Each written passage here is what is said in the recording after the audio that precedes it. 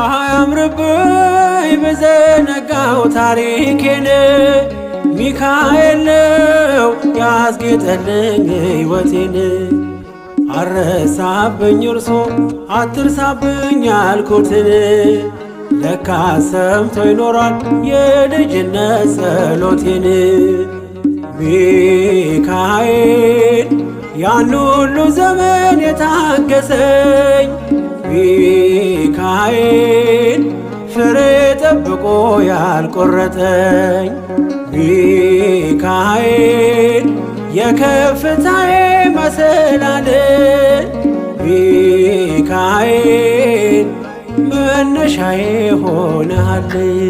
ጠብቆ አሳድጎ ከልጅነቴ አባት የሆነኝ ሚካኤል አባቴ ይለይብኛል